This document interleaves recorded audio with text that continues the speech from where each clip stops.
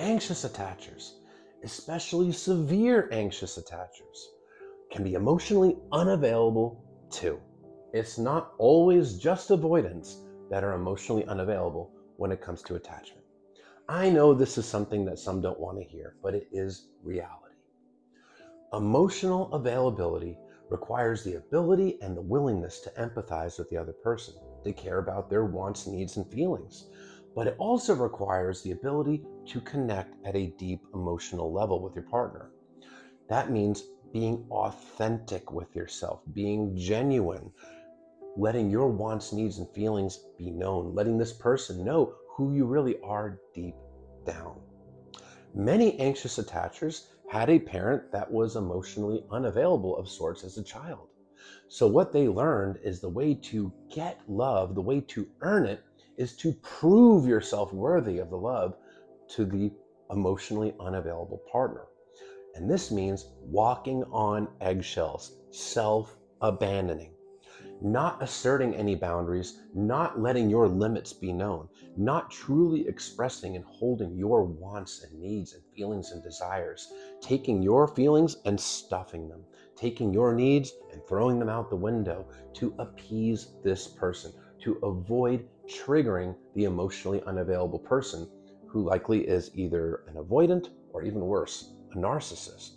So tiptoeing around them is not being your true authentic self. They disappear for days. Well, you have an option. You could say, hey, this doesn't work for me, which is being true authentic to yourself because you don't want to be disappeared on for days. Or you can just bite your lip and allow them to come and go because you're afraid if you hold the boundary, they're going to run away. That's not being authentic with yourself. That is self-abandonment because your feelings, your wants and needs, you're telling yourself they don't matter. And you're suppressing them and you're not letting them be known to this person what it is that you truly feel and what it is that you truly need. And if you're not letting them know how you really feel and what your needs are, how can you really be emotionally available to them because you are not connecting with them on that deep emotional level because you're not being authentic with them?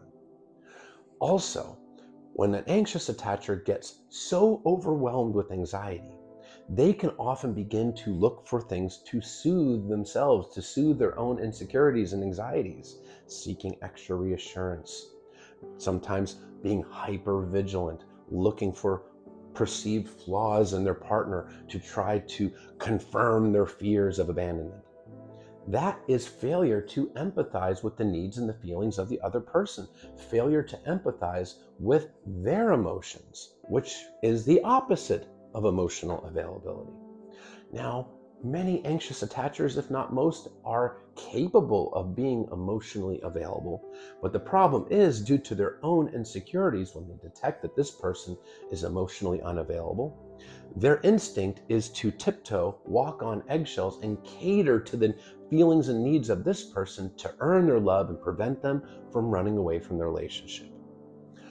But this goes to show you just how important that your boundaries are, because when you're holding your boundaries, which are your limits of what you want, don't want, what you need, don't need, what you'll tolerate and not tolerate, and your expectations, you're being genuine with this person. You are letting them know who you are and how you feel, which is a core component of emotional availability.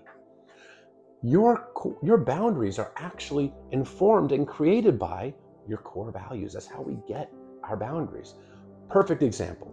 If a boundary is, I don't want to be cheated on, ask yourself why. Why? Because I believe in monogamy, or I believe in trust and faithfulness in a relationship. The answer why is your core value behind that boundary. Let's give another example. I don't want to be screamed at in an argument. Why? Because I believe in kind and empathetic communication in a relationship, even when there's a disagreement. That's a core value. So by holding and enforcing boundaries, you're letting this person really know who you are because your core values are behind those boundaries and you're not self-abandoning. When you have hold and enforce boundaries with a partner, it doesn't mean you have to exit the relationship. It just means you're letting them know what your feelings, wants, and limits are. And if this person leaves the relationship because you have boundaries, well, that's a reflection of their emotional unavailability. And Are you losing a person that's genuine in the relationship with you? No, you're not. In a relationship with two emotionally available partners, both people care equally about their own wants and needs and the wants, needs, and feelings of the other partner. But when you're taking your wants and needs and throwing them out the window, all you're doing is abandoning yourself. You're abandoning yourself, and you're also not truly being emotionally available for the other person. Your boundaries are a huge, important factor of becoming emotionally available because you are defining yourself in a genuine, authentic way. Without your boundaries, you're just a blank slate, and your partner can apply to you whatever they see fit. Plus, guess what? Holding boundaries, the more you do it, the more secure you feel because you're sending yourself the positive message that you have your own back, that your feelings matter, your wants matter. And that's a very good thing to send to yourself. And you're also sending the other person the same exact message. Holding boundaries is not a recreational activity. It's not easy, but the more you do it, the better you get at it and the more secure you feel because you're acting like a secure person and you're being genuine in the relationship.